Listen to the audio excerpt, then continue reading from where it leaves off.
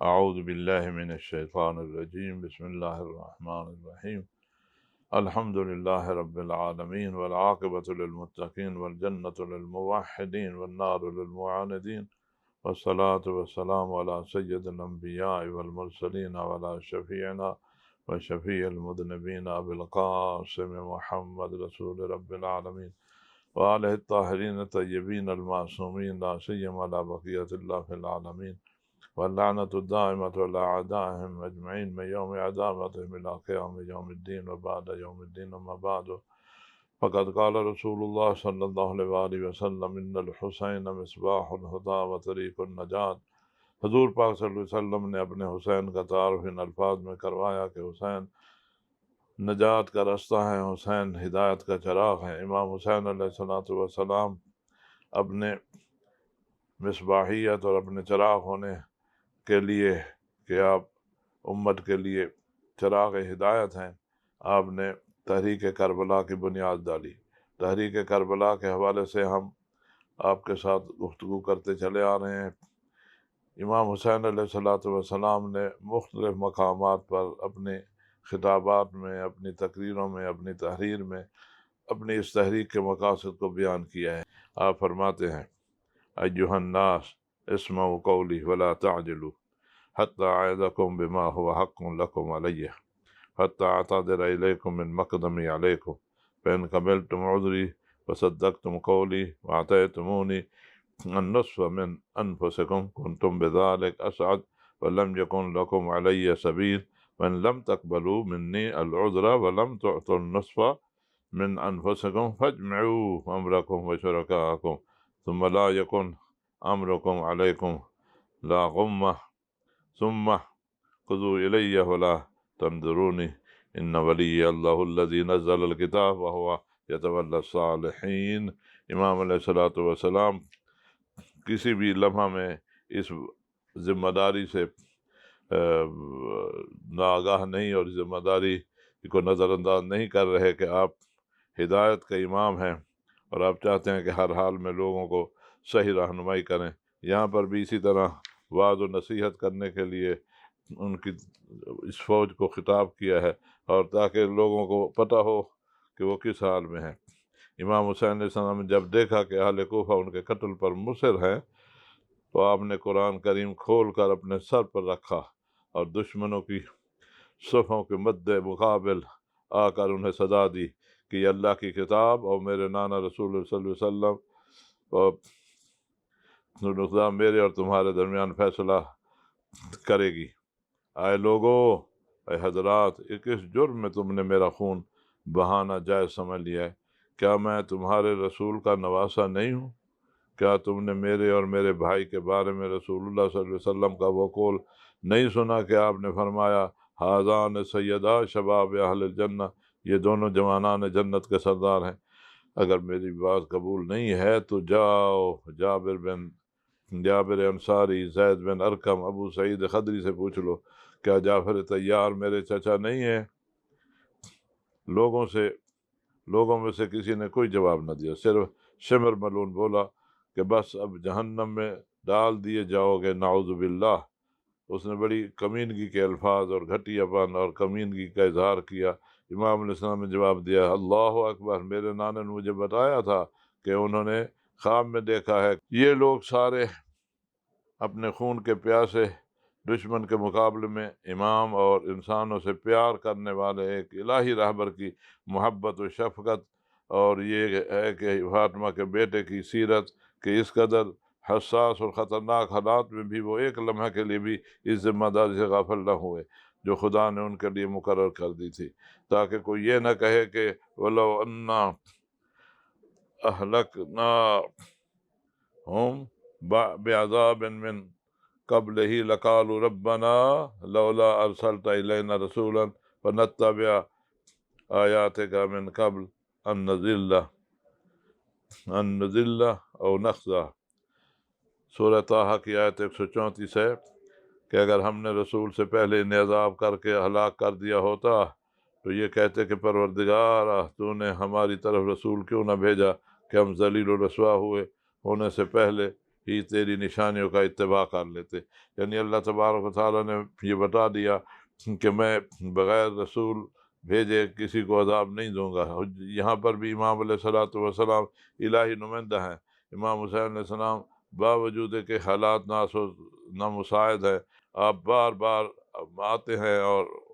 इस लोगों को जो आपके कत्ल के दरपे हैं उनको मुतवज्जे करते हैं। इमाम हुसैन अलैहिस्सलाम इस खुतबे में पहले हिस्से में इस नुक्ते का जिक्र किया जिसकी तरफ हमने इशारा किया। वो नुक्ता यह है कि अहले कूफा और उमर इब्न साद के सिपाही ये न समझें कि इस तकरीर के ज़रिए इमाम दुश्मन की तजवीज़ से इत्तेफाक या उसके साथ साथ बात का इरादा रखता है। यानी इमाम अलैहिस्सलातु वस्सलाम ने वादे कर दिया कि मैं यजीद का मुखालिफ हूँ और यजीद का मुखालिफ रहूँगा, मेरा ये क़याम जो है इलाही फरीदा की अदायगी के लिए है। लेकिन उन्हें फिर उनके ऊपर इत्माम हुज्जत की और दुश्मन के सामने कुछ हक़ाइक़ और वाक़ियात जो हैं उनकी तशरीह की और इमामत और रहबरी और हिदायत के ज़िम्मेदार होने के नाते इमाम पर लाज़िम है कि ये हक़ाइक़ इनके सामने पेश कर दें। लिज़ा इन्हीं असबाब की बिना पर आपने ये खिताब फरमाया। इमाम अलैहिस्सलातु वस्सलाम ने इस खिताब में ये चाहा है कि लोगों पर हालात वाज़ेह हो जाएँ, कोई बेखबरी में अज़ाब का मुस्तहिक न ठहरे। ये इमाम अलैहिस्सलातु वस्सलाम की तरफ से इनके लिए हमदर्दी का एक किस्म का इजहार था और हर इलाही रहनुमा जो है इसी तरह अपने पैरोकारों और अपनी उम्मत के लिए मेहरबान होता है। तारीख़ में है कि इमाम अलैहिस्सलातु वस्सलाम की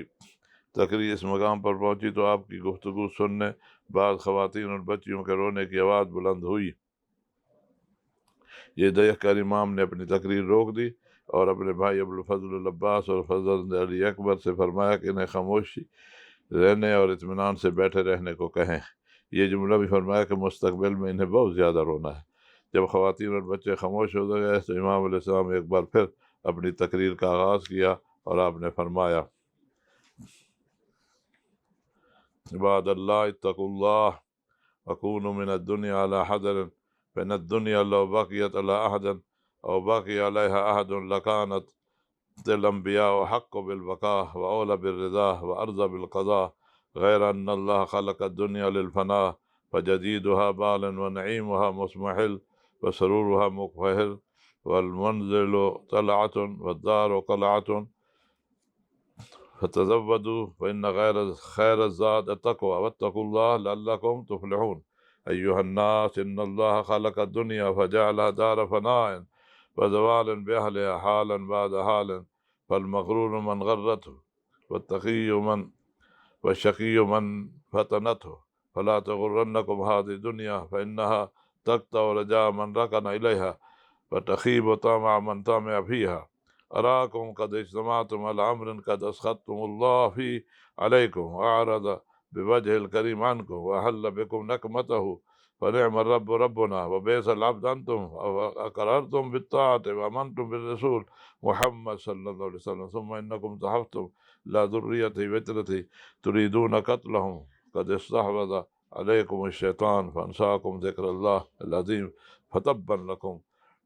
वतहसन वलमा तुरीदून इन्ना लिल्लाहि व इन्ना इलैहि राजिऊन हाउलाए कौमुन कफ़रू बाद ईमानिहिम बुअदन लिक़ौमिज़ ज़ालिमीन। इमाम अलैहिस्सलातु वस्सलाम ने इस हिस्सा में मुतवज्जे किया कि ऐ अल्लाह के बंदो, ऐ हज़रात, ऐ बंदगान खुदा से डरो, दुनिया से होशियार रहो। अगर ये दुनिया किसी के लिए हमेशा बाकी रहने वाली होती और कोई दुनिया में हमेशा बाकी रह सकता तो अंबिया इसके सबसे ज़्यादा हकदार थे और इन्हीं की रज़ा के हसूल के लिए ऐसा करना बेहतर था और यही हुक्म इंतहाई पसंदीदा था। यानी यहाँ पर आपने बता दिया कि ये दुनिया ऐसी जगह नहीं है कि जहाँ पर हमेशा रहना हो, ये दुनिया ज़ायल होने वाली है। क्योंकि अगर किसी ने बाकी रहना होता तो फिर अंबिया ज़्यादा हक रखते थे वो इस दुनिया में बाकी और ज़िंदा रहते। मगर ये हकीकत यह है कि अल्लाह ताला ने दुनिया को फना के लिए खल्क़ किया है। ये दुनिया के फ़ानी होने की तरफ तवज्जो दिला रहे हैं। इसकी हर नई चीज़ पुरानी हो जाने वाली और इसकी हर नेमत ज़ायल व बर्बाद हो जाने वाली है। इसकी खुशियाँ गम व अंदोह में बदल जाने वाली हैं। दुनिया की खुशियाँ जो है आर्ज़ी होती हैं, वही खुशियाँ बाद में गम व अंदोह में बदल जाती है। ये पस्त ठिकाना है। عارضی جائے سکونت ہے، کچھ عرصے کے لیے، تھوڑی وقت کے لیے، لہذا یہاں سے ذات آخرت فراہم کر لو، اور بہترین ذات آخرت تقویٰ ہے، اللہ سے ڈرو، شاید تم کامیاب ہو جاؤ۔ اے لوگو، اے بندگان خدا، اللہ نے دنیا کو خلق فرمایا، اسے فنا و زوال کا گھر بنایا، یہ اپنے مکینوں کو ایک حال سے دوسرے حال میں الٹتی پلٹتی رہتی ہے۔ دنیا ایک حال میں نہیں ہوتی، کبھی اس کی کچھ حالت ہوتی ہے، کبھی کچھ حالت ہوتی ہے۔ فریب خوردہ وہ ہے جسے دنیا دھوکے میں ڈال دے، اور بد نصیب ہے وہ جسے دنیا اپنے فتنوں میں جکڑ لے۔ بس دنیا کے دھوکے میں نہ آ جانا، کیونکہ جو کوئی بھی اس پر بھروسہ کرتا ہے یہ اس کی امیدوں کو منقطع کر دیتی ہے۔ جو دنیا پہ اعتماد کرتا ہے دنیا اس پہ پورا نہیں اترتی، جو اس کی طمع کرتا ہے وہ محروم رہتا ہے۔ تم سب نے ایک ایسی بات پر ایکا کر لیا جو خدا کے غضب کا باعث ہے، اور اس نے اپنا منہ تمہاری طرف سے پھیر لیا ہے اور تم پر اپنا عذاب مسلط کر دیا ہے۔ تم اس کے حقدار ٹھہرے ہو کہ اللہ اپنی رحمت تم سے دور کر دے۔ کتنا اچھا ہے ہمارا پروردگار، اور کیسے بد کردار بندے ہو تم لوگ کہ اللہ کی اطاعت کا اقرار کیا اور اس کے رسول محمد صلی اللہ علیہ وسلم پر ایمان لایا، اور پھر اسی رسول کی آل اولاد کو قتل کرنے کے لیے اس پر حملے کی تیاری کر رہے ہو۔ شیطان تم پر غالب آ گیا ہے اور تمہیں خدا کی یاد سے غافل کر دیا ہے۔ وائے ہو تم پر، تمہارے ارادوں پر۔ انا للہ و انا الیہ راجعون، ہم اللہ ہی کی طرف سے ہیں اور اسی کی طرف واپس پلٹ کر جانا ہے۔ یہ وہ لوگ ہیں جنہوں نے ایمان کے بعد کفر اختیار کیا، اور یہ ظالم لوگ اللہ کی رحمت سے دور ہیں۔ امام حسین علیہ السلام نے اپنی تقریر کے اس حصے میں زندگی کی بے ثباتی اور اس کا زائل ہونے کو بتایا ہے۔ امام علیہ السلام نے اہل کوفہ کی گمراہی کے اسباب کو بیان کیا ہے، اور ان کی توجہ اس نقطے کی طرف مبذول کرائی ہے کہ انہوں نے اس بے ثباتی اور ناقابل اعتبار دنیا کی لالچ میں اسلام اور اللہ کے رسول پر ایمان کو ترک کر دیا، یعنی کوفے والوں کی حالت کو بیان کیا۔ اپنے امام اور اپنے راہبر کے خلاف جنگ کے لیے کھڑے ہوئے ہیں، اپنے پیغمبر کی اولاد کو قتل کرنے پر وابستہ ہو گئے۔ خلاصہ کلام یہ ہے کہ امام حسین نے دنیا اور اس کے زرق بر کی بے ثباتی کا ذکر کرنے کے بعد اہل کوفہ کی شقاوت اور بدبختی کا سبب بیان کیا، اور واضح کیا کہ دنیا انہی رنگینیوں اور موہوم مال و مقام کی آرزوؤں کی گمراہی کا اصل سبب ہے۔ دنیا کی جو رنگینیاں ہیں یہ اس گمراہی کا سبب ہے۔ اس طرح آپ دشمن کو جنگ و جدال اور قتل و غارت گری سے روکنا چاہتے تھے، اور چاہتے تھے کہ ان میں سے کچھ جو لوگ اصلاح کے قابل ہیں ان کی اصلاح ہو جائے، اور دنیا پر آخرت کو ترجیح دے۔ یعنی امام علیہ السلام چاہتے یہ تھے کہ جو بچ سکتے ہیں ہلاکت سے وہ بچ جائیں، اس لیے ان کو متوجہ کر رہے ہیں۔ تیسرے حصے میں پھر امام علیہ السلام نے بعض نصیحت کے بعد یوں فرمایا: ایھا الناس انصبونی من انا ثم ارجعوا الی انفسکم وعاتبوها وانظروا هل يحل لكم قتلی وانتهاک حرمتی لست ابن بنت نبیکم وابن وصیہ وابن عمہ واول المؤمنین باللہ والمصدق لرسولہ بما جاء من عند ربہ اولیس حمزۃ سید الشہداء عم ابی اولیس جعفر الطیار عمی اولم يبلغكم قولي لم يبلغكم قول رسول الله صلى الله عليه وسلم لي ولأخي هذان سيدا شباب أهل الجنة فإن صدقتموني بما أقول وهو الحق والله ما تعمدت الكذب منذ علمت إن الله يمقت عليه أهله ويضربه من اختلقه إن كذبتموني فإن فيكم من إن سألتموه عن ذلك أخبركم سألوا جابر بن عبد الله الأنصاري أبا سعيد الخدري سهل بن سعد الساعدي زيد بن أرقم وأنس بن مالك يخبروكم أنهم سمعوا هذه المقالة من رسول الله لي ولأخيه وما في هذا حاج لكم أن سفك دمي۔ اس عیسیٰ میں امام علیہ السلام نے ان کو پھر جگانے کی کوشش کی ہے، اور ان کی جو یہ بے حسی ہے اس کی طرف ان کی توجہ دلانا چاہیے۔ آپ فرماتے ہیں: اے لوگو، میرے شجر نسب اور خاندان کو ذرا دیکھو، پھر پلٹ کر سوچو اپنے آپ کو ملامت کرو اور غور و خور کرو، سوچو فکر کرو، کیا تمہارا مجھے قتل کرنا اور میری حرمت کو پامال کرنا جائز ہے؟ کیا میں تمہارے نبی کا بیٹا نہیں ہوں؟ کیا میں ان کے وصی اور ان کے چچا بھائی کا فرزند نہیں ہوں، جو سب سے پہلے ایمان اللہ پر ایمان لائے؟ جو کچھ نبی اکرم صلی اللہ علیہ وسلم خدا کی طرف سے لائے تھے سب سے پہلے اس کی تصدیق کی۔ یعنی اپنے بابا علی علیہ السلام کے بارے میں بتا رہے ہیں کہ وہ ہیں جو سب سے پہلے ایمان لائے اور رسول اللہ صلی اللہ علیہ وسلم کی سب سے پہلے تصدیق کی، میں اس کا بیٹا ہوں۔ پھر فرمایا کیا حمزہ سید الشہداء میرے چچا نہیں ہیں؟ کیا جعفر طیار میرے چچا نہیں ہیں؟ کیا تم نے میرے اور میرے بھائی کے بارے میں نبی اکرم کا وہ قول نہیں سنا جس میں آپ نے فرمایا یہ دونوں جنت کے جوانوں کے سردار ہیں؟ اگر تم میری کہی ہوئی باتوں کی تصدیق کرتے ہو تو یہی حق ہے، اور خدا کی قسم میں نے کبھی جھوٹ نہیں بولا، کیونکہ میں جانتا ہوں کہ اللہ تعالیٰ جھوٹ بولنے والے سے نفرت کرتا ہے، اس کے جھوٹ کا نقصان خود اسی کی طرف پلٹاتا ہے۔ اور اگر مجھے جھوٹا سمجھتے ہو تو اب بھی مسلمانوں کے درمیان ایسے لوگ موجود ہیں کہ اگر ان سے ان باتوں کے بارے میں پوچھو تو وہ تمہیں بتائیں گے۔ جابر بن عبداللہ انصاری سے پوچھو، ابو سعید خدری سے پوچھو، سہل بن سعد ساعدی سے پوچھو، زید بن ارقم سے پوچھو، انس بن مالک سے، کسی سے پوچھ لو، وہ تمہیں بتائیں گے کہ انہوں نے میرے اور میرے بھائی کے بارے میں رسول اللہ صلی اللہ علیہ وسلم کا یہ قول سنا۔ کیا یہی ایک جملہ کافی نہیں جو تمہیں میرا خون بہانے سے روک دے سکے؟ امام علیہ الصلوۃ والسلام نے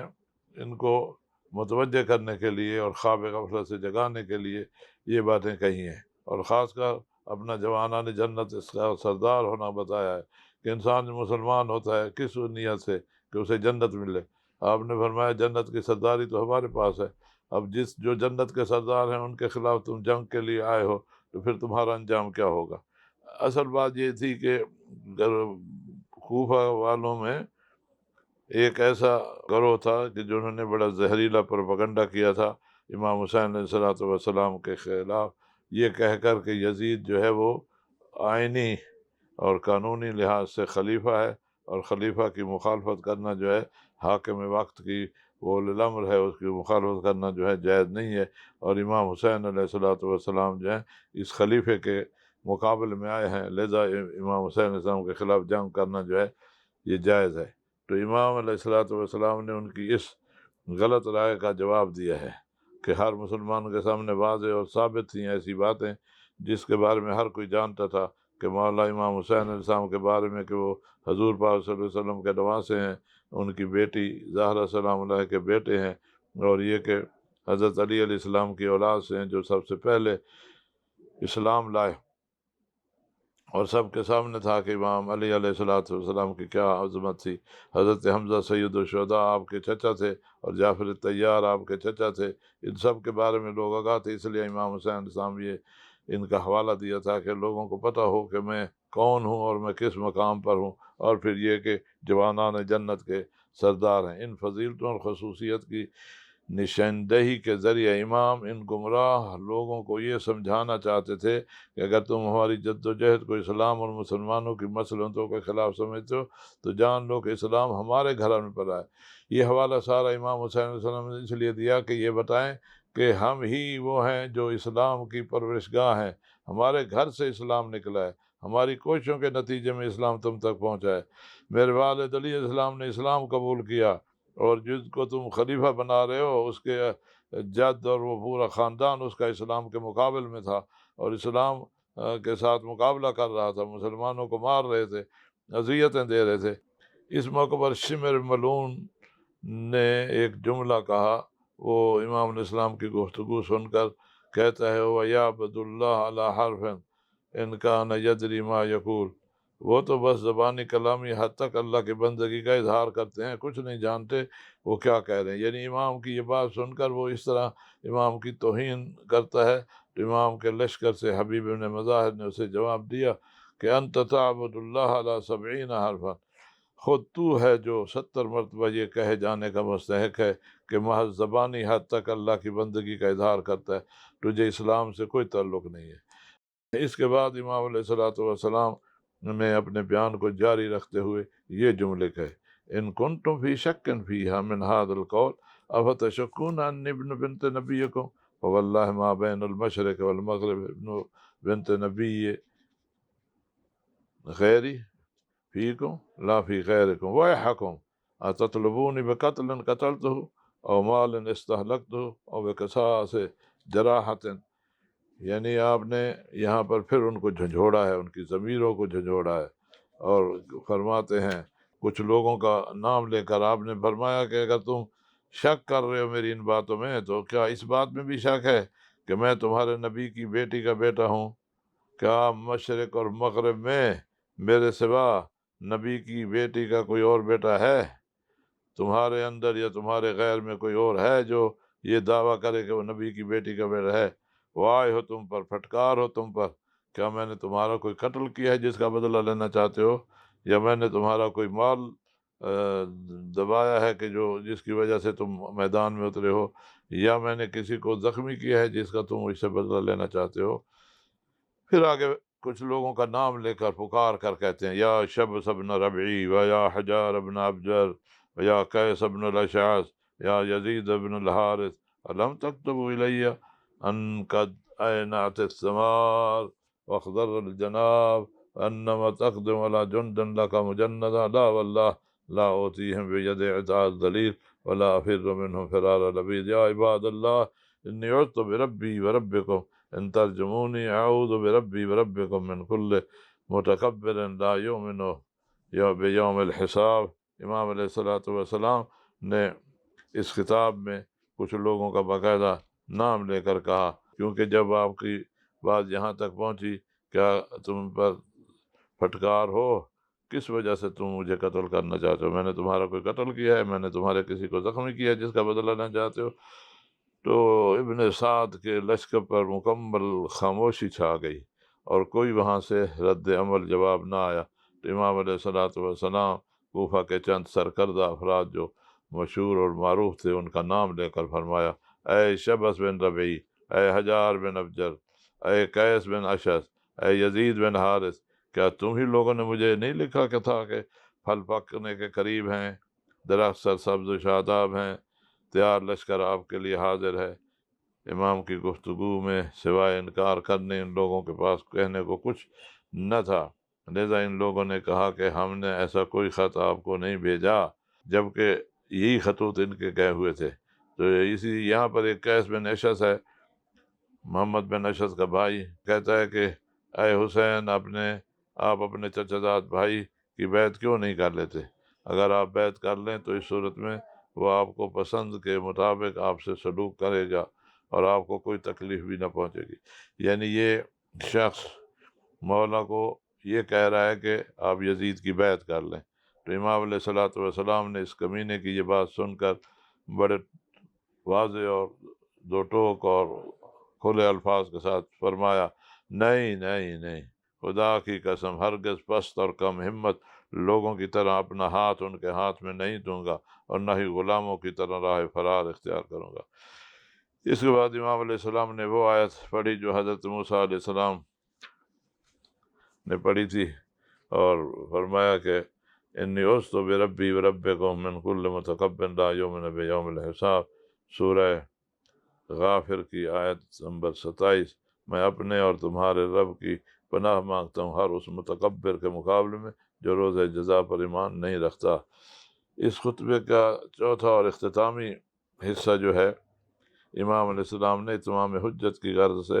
اشارہ کیا ہے، اپنی تمام فضیلتوں کا ذکر کیا ہے، اور کہا کہ سب باتوں کو اگر نظر انداز بھی کر لو اور میرے سارے فضائل کا انکار بھی کرو تو اس بات کا انکار تو نہیں کر سکتے کہ میں تمہارے رسول کی بیٹی کا بیٹا ہوں۔ اور پھر آپ نے آخری فیصلہ جو ہے سنا دیا، اور تاکہ وہ کوئی کسی قسم کی امید نہ رکھے کہ اللہ کی قسم میں ہرگز پست اور کم ہمت لوگوں کی طرح اپنا ہاتھ ان کے ہاتھ میں نہیں دوں گا اور نہ ہی غلاموں کی طرح راہ فرار اختیار کروں گا۔ یعنی امام علیہ السلام نے واضح کر دیا کہ یہ میرا اٹل فیصلہ ہے اور اس کے ساتھ پیچھے نہیں ہٹنا کہ یزید کے خلاف قیام یہ ایک الہی فریضے کی ادائیگی ہے جو کر رہا ہوں، اور یہ میری ذمہ داری ہے جسے میں ادا کر رہا ہوں۔ وَيْلَكُمْ وَعَلَيْكُمْ أَن تَنْصِتُوا إِلَيَّ وَتَسْمَعُوا قَوْلِي وَإِنَّمَا أَدْعُوكُمْ إِلَىٰ سَبِيلِ الرَّشَادِ فَمَنْ أَطَاعَنِي كَانَ مِنَ الْمُرْشَدِينَ وَمَنْ عَصَانِي كَانَ مِنَ الْمُهْلَكِينَ۔ كلكم عاص لأمري غير مستمع لقولي قد انخذلت طياتكم من الحرام وملئت بطونكم من الحرام فتاب الله على قلوبكم ويلكم ولا تنصتوني ألا تسمعون تبا لكم أيتها الجماعة وترحا أفحين استصرختمونا ولهين متحيرين فاصرخناكم والدين مستعدين سللتم علينا سيفا في ركابنا وحششتم علينا نار الفتن التي جناها عدوكم وعدونا فأصبحتم إلبا على أوليائكم وجدا عليهم لعدائكم بغير عدل أفشوه فيكم لا أمل وأصبح لكم فيه إلا الحرام من الدنيا أنالوكم وخسيس عيش طمعتم فيه من حدث كان منا ولا رأي لنا مهلا لكم الويلات أذ كرهتمونا وتركتمونا فتجهزتم والسيف لم يشهر والجيش طامن والرأي لم يستصحب ولكن أسرعتم علينا كطيرة الضباء تداعيتم إلينا كتداعي الفراش وقبا لكم فإنما أنتم من طواغيت الأمة وشداد الأهداف ونبذة الكتاب ونفثة الشيطان وعصبة العصام ومحرف الكتاب ومطفي السنن وقتلة أولاد الأنبياء ومبير أطرية الأوصياء وملحق إعهار بالنسب ومؤدي المؤمنين وصمود المؤمنين وصراخ أئمة مستهزئین الذین جعلوا القرآن عظیم۔ اس طرح ہے کہ سرزمین کربلا دشمن کا لشکر اکٹھا ہو چکا ہے، ڈھول باجے بج رہے ہیں، شور مچا ہوا ہے، ہر طرف مارو مارو کی صدائیں ہیں۔ امام علیہ الصلوۃ والسلام نے یہ شور و غل مچانے والوں کو یوں آواز بلند کر کے کہا کہ وائے ہو تم پر، پھٹکار ہو تم پر، کیوں تم خاموش نہیں ہوتے تاکہ میری بات سنو، میں تمہیں راہ راست کی طرف بلا رہا ہوں۔ میری پیروی کرے گا، جو بھی میری پیروی کرے گا وہ ہدایت پائے گا، جو میری مخالفت کرے گا وہ ہلاکت و تباہی کا شکار ہو جائے گا۔ اور تم میری مخالفت کر رہے ہو کیونکہ میری بات نہیں سن رہے۔ تمہیں دیے جانے والے حرام کے تحفے اور تحائف اور مال، حرام سے بھرے جانے والے تمہارے پیٹ تمہیں اس مقام پر لے آئے ہیں کہ اللہ نے تمہارے دلوں پر مہر لگا دی ہے۔ وائے ہو تم پر، کیا تم خاموش نہیں ہوتے؟ خاموش نہیں ہوگے، یہ میری بات نہیں سنو گے؟ یہ سن کر عمر بن سعد کے سپاہی ایک دوسرے کو ملامت کرنے لگے اور کہنے لگے کہ خاموش ہو جاؤ تاکہ سنیں کہ حسین علیہ السلام کیا کہنا چاہتے ہیں۔ جب یہ سب خاموش ہو گئے تو امام علیہ الصلوۃ والسلام اس طرح ان سے مخاطب، اے لوگو، ذلت و حسرت تمہارا مقدر ہے، خود تم ہی نے حیران اور پریشان ہو کر ہمیں مدد کے لیے بلایا، اور جب ہم بھرپور تیاری کے ساتھ تمہاری مدد کو پہنچے تو تم نے اپنی تلواریں ہمارے ہی خلاف کھینچ لی، اور جس آگ کو ہمارے مشترکہ دشمن نے ہمارے خلاف بھڑکایا تھا اسے تم نے ہمارے خلاف شورور کر دیا۔ آج تم اپنے دوستوں کے دشمن، اپنے دشمنوں کے دوست و بازو بن گئے ہو، جبکہ نہ تو دشمنوں نے تمہارے ساتھ انصاف کیا، نہ ان سے بھلائی کی کوئی توقع پیدا ہوئی، سوائے دنیا کے اس مال حرام کے جو تم نے ان سے حاصل کیا، اور ذلت و حقارت کی زندگی کے جس کی تم ان سے آس لگائے بیٹھے ہو۔ یعنی تم اپنوں کو چھوڑ کر غیروں کے ساتھی بن گئے ہو، اور اس کی وجہ یہ ہے کہ وہ حرام مال جو تمہارے شکموں میں بھر چکا ہے، یہ حرام مال کھانے کی وجہ ہے، حرام مال وصول کرنے کا سبب ہے۔ اتنی جلدی نہ کرو، بدبختی اور تباہی تمہارا مقدر ہے بنے، کیونکہ تم نے ہماری نصرت سے ہاتھ اٹھا لیا ہے، ہمارے خلاف اٹھ کھڑے ہوئے ہو، حالانکہ نہ تو ہم نے تمہارے خلاف کوئی بات صادر کی، نہ ہمارے متعلق تمہارا کوئی خیال غلط ثابت ہوا، نہ ہی ہم نے تمہارے خلاف تلوار کھینچی۔ ہمارے دل بھی تمہاری طرف سے مطمئن تھے اور تمہارے متعلق ہماری رائے میں بھی کوئی تبدیلی نہ ہی آئی، لیکن تم ٹڈی دل کی طرح چاروں طرف سے ہم پر ٹوٹ پڑے۔ برائی تمہارا نصیب ہو، تم امت کے سرکش لوگوں میں سے بدکماش گروہوں کے بچے کچے لوگ ہو، کتاب خدا کو چھوڑنے والے تم ہو، شیطان کی ناک کا نزلہ تم ہو، گناہ گاروں کی ٹولی تم ہو، خدا اللہ کی کتاب کی تعریف کرنے والے تم ہو، سنت رسول صلی اللہ علیہ وسلم کو مٹا دینے والے تم ہو، تم آل رسول کو قتل کرتے ہو اور اولیاء و اوصیاء کی نسلوں کو برباد کرتے ہو، مومنین کو اذیت و زار پہنچانے والے تم ہو، کتاب الہی کا مذاق اڑانے والوں کی ٹولی کے سرغنہ کے مددگار بنے ہو۔ امام علیہ السلام نے اپنی گفتگو کو جاری رکھتے ہوئے اور باتیں بھی کہیں جنہیں اس خطبے کے اگلے حصے میں بیان کیا گیا ہے۔ امام علیہ السلام فرماتے ہیں انتم بنو حرب و شیاعہ تعتمدون ویانا تخذلون اجل واللہ الخذل فیکم معروف وشجت علیہ عروقکم توارثت حصولکم وفروعکم ونبتت علیہ قلوبکم غاشیت بہ صدورکم فکنتم اخبث شجرة شجن للناصر واکلة للغاصب الا لعنة اللہ علی الناکثین ینقضون الایمان بعد توقیدها وقد جعلتم اللہ علیکم کفیلا وانتم واللہ ہم اللہ ان الداعی ابن دئی قد رکض بین سنتین بین سلة وذلة ہیہات من ندلہ یا واللہ لنا وذلك ورسولہ والمؤمنون وحجور طابت طاہرت انوف حمیہ نفوس نبیہ من انطور طاعت لعمل مسار الکرام الا انی قد انذرت الا انی زاحف بهذه الاسرہ الا قلة العدد وخذلان الناصر فإن نهزم فالزامون قدما وإن نهدم فغير مهزمين وما انتبنا جبن ولكن منايانا ودولة آخرين فكل الشامتين بنا أفيكو سيلقى الشامتون كما لقينا إذا ما الموت رفع عن ناس وبكلكله أناخ بآخرين أما والله لا تلبسون بعد إلا كريثما يركب الفرس حتى تدور بكم دور الرحى فتقلق بكم فلق المحور أهده إلي أبي عن جدي رسول الله صلى الله عليه وسلم فاجمعوا أمركم وشركاءكم ثم لا يكن أمركم عليكم غمة ثم يقضوا إلي ولا تنظروني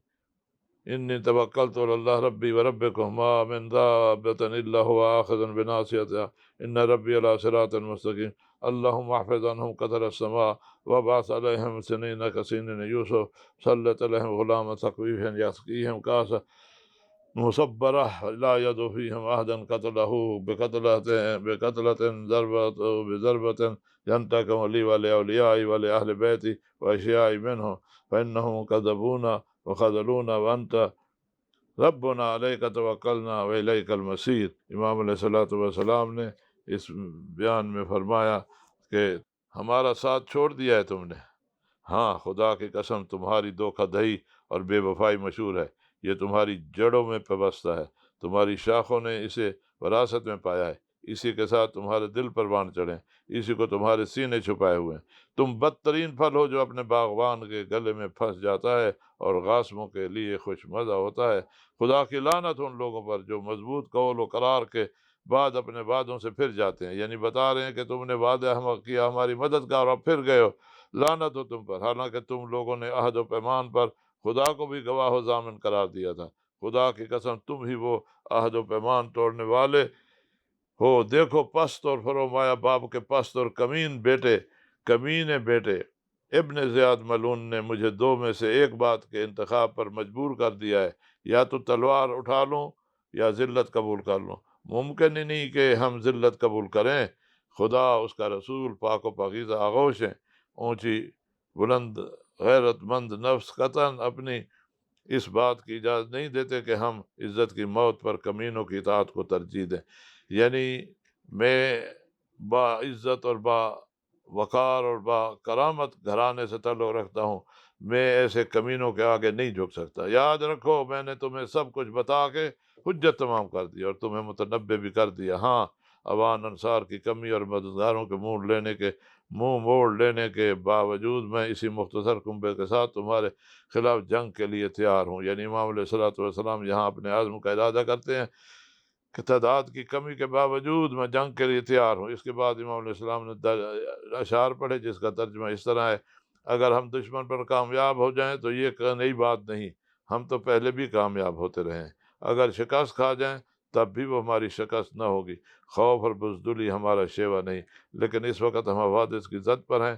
اور بظاہر ہمارا دشمن فائدے میں ہے۔ ہماری مصیبت پر خوشیاں منانے والوں سے کہو کہ وہ بھی ایک دن ایسے ہی حالات کا سامنا کریں گے جب دوسرے ان کی مصیبت پر خوشیاں منائیں گے، کیونکہ موت کا اونٹ ایک در سے ہٹ کر دوسرے کسی در پر بیٹھ جاتا ہے۔ یعنی امام علیہ الصلوۃ والسلام فرماتے ہیں کہ یہ جو راستہ ہے یہ سعادت کا راستہ ہے جو ہم نے انتخاب کیا ہے، اس میں شکست اور ناکامی نام کی کوئی چیز نہیں ہے۔ اس کے بعد امام علیہ السلام نے فرمایا خدا کی قسم اس کے بعد، یعنی اس حادثے کے بعد، اس واقعے کے بعد مجھے جب تم قتل کر دو گے تو تم اتنی ہی دیر تک ٹک سکو گے جتنی دیر گھوڑے پر سوار ہونے میں لگتی ہے، یہاں تک کہ حوادث کی چکی تمہیں پھیل کر رکھ دے گی، اور جس طرح چکی کا مرکز مسلسل گردش میں رہتا ہے اسی طرح تم بھی چکر میں رہو گے۔ یہ وہ وعدہ ہے جو میرے والد نے نبی اکرم صلی اللہ علیہ وسلم سے سن کر مجھ کو نقل کیا۔ اب تم اور تمہارے شریک ایکا کر لو اور تم پر کوئی بات مخفی نہ رہے، میرے بارے میں اپنے باطل ارادے کو جامع عمل پہناؤ اور مجھے ذرا مہلت نہ دو۔ میں تو صرف اللہ ہی پر بھروسہ رکھتا ہوں جو میرا پروردگار ہے، تمہارا بھی رب ہے، زمین پر جتنے چلنے پھرنے والے ہیں سب کا مالک ہے، بے شک میرا پروردگار سیدھی راہ پر ہے۔ اور پھر فرمایا کہ امام علیہ الصلوۃ والسلام نے دونوں ہاتھ آسمان کی طرح بلند کیے، عمر بن سعد کی سپاہ کو ان الفاظ سے بد دعا دی: بار الہا، ان پر آسمان سے ہونے والی بارش روک دے، انہیں ایسے قحط سے دوچار کر جیسا قحط حضرت یوسف علیہ السلام کے زمانے میں آیا تھا، ان پر قبیلہ ثقیف کے جوان کو مسلط کر دے جو انہیں ذلت اور خارگی کا مزہ چکھا دے، اور ان میں کسی کو باقی نہ چھوڑے، یہاں تک کہ قتل کا بدلہ قتل سے اور چوٹ کا بدلہ چوٹ سے لے، اور میرا اور میرے انصار اور البیت کا انتقام ان سے لے، کیونکہ ان لوگوں نے ہمیں دھوکہ دیا، ہمیں جھٹلایا، ہماری حمایت اور مدد سے گریز کیا۔ تو ہی ہمارا پروردگار ہے، ہم نے تجھ پر ہی توکل کی ہے، تیری ہی طرف ہم نے پلٹنا ہے۔ اس خطبہ میں اہم ترین نکات جو ہیں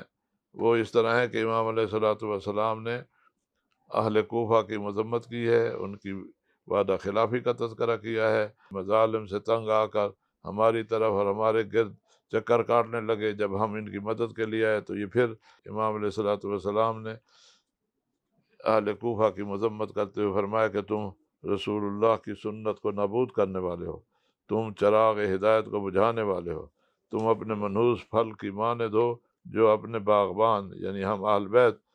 جو تمہارے باغبان کے تھے، تمہارے سہارا تھے، تمہاری پرورش کرنے والے تھے، گلے میں پھنس جاتا ہے، اپنی دیکھ بھال کرنے والے ہی کے لیے درد و الم کا باعث ہو جاتا ہے وہ کڑوا پھل، کیوں خائنوں، لیکن خائنوں اور بنی امیہ کے لیے جو اپنے باطل مقاصد کے لیے اس سے استفادہ کرتے ہیں خوش ذائقہ و لذیذ لقمہ بن جاتا ہے۔ یعنی انہیں بتا رہے ہیں کہ تم نے یہ جو حرکت کی ہے یہ تمہیں اس کا مزہ چکھنا پڑے گا، تم سمجھ رہے ہو کہ تم اچھا کر رہے ہو لیکن تم بہت ہی برا کر رہے ہو۔ امام علیہ الصلوۃ والسلام نے اپنی مدد سے کنارہ کش ہو کر اسلام کے دیرینہ دشمن کی مدد و حمایت پر کمر بستہ ہو جانے والے اہل کوفہ کی اس گمراہی کا سبب اس حرام غذا کو قرار دیا جس سے ان لوگوں نے اپنے پیٹ بھر لیے تھے۔ امام علیہ الصلوۃ والسلام کے سامنے دو راستے تھے، یا تو ذلت میں زندگی قبول کرتے یا پر افتخار موت کو گلے لگائیں، تو اس موقع پر امام علیہ السلام نے پر افتخار موت کو گلے سے لگایا۔ عزت کی موت ذلت کی زندگی سے بہتر ہے، فرمایا حیات من الذلہ، حیات من الذلہ۔ اس کے بعد اہل کوفہ کو ان کے مستقبل کی خبر دی۔ اس میں چند چیزیں جو ہے بڑی واضح ہیں۔ ایک تو حرام خوری کے اثرات، جب انسان حرام غذا کھاتا ہے تو اس کے اثرات ہوتے ہیں، اس لیے بڑی سختی ہوئی ہے کہ حرام غذا جو ہے اپنے بچوں کو بھی نہ کھلاؤ، ایک نابالغ بچہ ہے تب بھی اسے حرام غذا کھانے سے بچاؤ، کیونکہ حرام غذا کے بہرحال اثرات ہوتے ہیں اور وہ اثرات جو ہیں اپنا اثر دکھاتے ہیں۔ اسی لیے فرمایا ان کے شکم جو ہیں حرام سے بھر گئے ہیں، اس لیے اللہ تعالیٰ نے ان کے دلوں پر مہر لگا دی ہے اور ان کو کچھ سمجھ میں نہیں آ رہا اور غلط راستے پر یہ چل نکلے ہیں۔ اسی طرح اسلام کی طاقت اسلام کے خلاف، یعنی وہ جن کو اسلام کے دفاع میں ہونا چاہیے تھا اور اسلام کا ساتھ دینا چاہیے تھا اور اسلام کی پیروی میں ہونا چاہیے تھا، وہ خود اسی اسلام کے ہوتے ہوئے اور مسلمان ہوتے ہوئے وہ اسلام کے خلاف ہی انہوں نے قدم اٹھایا ہے۔ یعنی یہ دونوں مسائل کربلا میں حق و باطل کی بے مثال مارکارائی کے دوران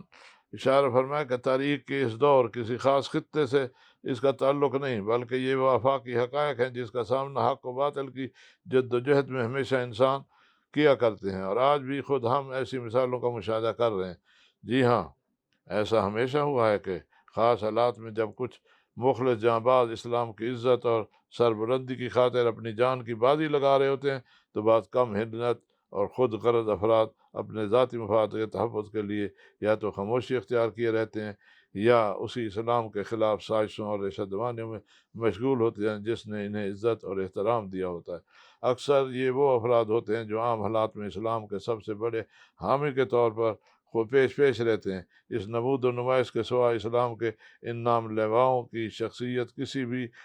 صلاحیت اور لیاقت سے عاری ہوتی ہے، لہذا جب امتحان کا وقت پڑتا ہے تو اسلام کے یہی ظاہری محافظ اسلام دشمنوں کے اصل حامی اور ناصر بن کر معاشرے میں تباہی و بربادی کا سبب بنتے ہیں۔ البتہ ان کا انجام بھی وہی ہوتا ہے جس کا سامنا امام کی اس بد دعا کے نتیجے میں اہل کوفہ کو کرنا پڑا۔ بار الہا ان پر ثقیف کا جوان مسلط کر دے جو انہیں ذلت و بےعزتی کا مزہ چکھا دے۔ یقیناً ہر زمانے کا ثقیف کا جوان اس زمانے کے لحاظ سے ہوتا ہے اور وہ خیانت کاروں کو ان کی خیانت کا مزہ جو ہے وہ چکھاتا ہے۔ عزم راسخ، امام علیہ السلام نے اس خطبہ میں اپنے موقف کو دو ٹوک الفاظ میں بیان کیا ہے۔ عزم راسخ کا اظہار کیا ہے، ذلت کے ساتھ سر نہ جھکانے کا اعلان کیا ہے۔ امام نے کھل کر واضح کیا ہے کہ تلواروں اور نیزوں کے سائے میں حتیٰ لاشوں کی پامالی کے باوجود جب بھی موت اور ذلت میں سے کسی ایک کا انتخاب کرنا پڑا تو ہمارا اٹل موقف یہی ہوگا، ہیہات من الذلہ، ذلت ہم سے دور ہے۔ امام علیہ السلام کا مقابلہ انتہائی بے رحم خونخوار دشمن سے تھا جس نے آپ کے اصحاب، آپ کے اہل بیت کے ساتھ ہر ممکن بے رحمانہ سلوک کیا۔ جو کچھ تصور کیا جا سکتا ہے وہ سب کچھ کر گزرے، لیکن وہ واحد قوت جس کے سامنے دشمن نے اپنے آپ کو ناتواں اور بے بس پایا وہ حسین ابن علی علیہ السلام کا عزم راسخ تھا کہ کسی صورت بھی ذلت کے ساتھ سر جھکانے کے لیے تیار نہ ہوئے۔ آپ نے دشمن کی تلواروں اور نیزوں کے مقابلے میں بھی قرار غیر فرار کی مانند للکار کر فرمایا، ہم آوان و انصار کی قلت کے باوجود اب سے زیادہ قوی دشمن کا مقابلہ کریں گے۔ امام علیہ السلام اپنے سے 100 گنا بڑے دشمن کے مقابلے میں کھڑے ہیں اور فرمایا کہ ہم جیتے تو جیتنا ہمارے لیے کوئی نئی بات نہیں، اور ہم مارے گئے تب بھی دنیا جانتی ہے کہ ہمارے ہارنے والے نہیں، ہم جیت ہی ہمارے لیے مقدر ہے، کیونکہ دشمن ہمارے لاشوں کو پامال تو کر سکتا ہے لیکن ہمارے پختہ ارادہ میں رکھنا نہیں ڈال سکتا۔ امام علیہ السلام کے اس عزم کی وجہ تھی کہ امام علیہ السلام کا جو پیغام تھا وہ پیغام ہے کہ کبھی بھی ذلت کی زندگی قبول نہ کرو، حق کی خاطر قیام کرو، حق والا دست بناؤ، حق کے اقتدار کے لیے اپنی جد و جہد کرو۔ ایک شاعر ہیں شیخ کاظم ازہری، انہوں نے ایک شعر کہا ہے جس کا ترجمہ یہ ہے کہ دشمنوں کے نیزوں نے ان کے سارے بدن کو بدل کر رکھ دیا لیکن ان کی عظمت اور بلند ارادے تبدیلی سے محفوظ رہے۔ دشمن نے جو ظلم کر سکتا تھا کیا، لیکن وہ امام حسین علیہ السلام کے آہنی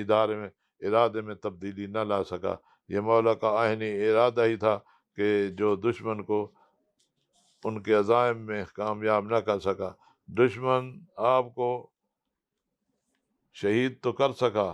آپ کو قتل تو کر سکا، لیکن آپ کے مقصد کو ختم نہ کر سکا۔ امام حسین علیہ السلام اپنے مقصد میں کامیاب ہو گئے، اسی لیے بی بی زینب سلام اللہ علیہ نے شام میں یزید کے دربار میں یہ کہا تھا کہ واللہ لا تمیت وحینا، اللہ کی قسم تو ہماری وحی کو مٹا نہیں سکتا، ہمارا قرآن بھی زندہ ہے، ہمارا پیغام بھی زندہ ہے۔ امام حسین علیہ السلام نے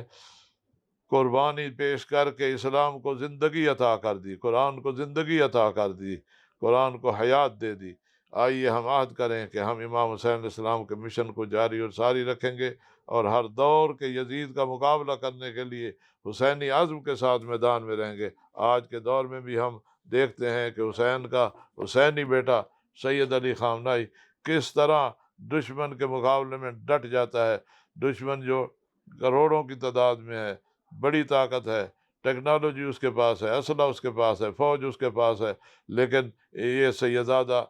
فرماتے ہیں کہ اپنے کمزور بدن کے ساتھ لیکن اپنی زوردار مضبوط آواز کے ساتھ کھڑا ہے، اور دشمن کو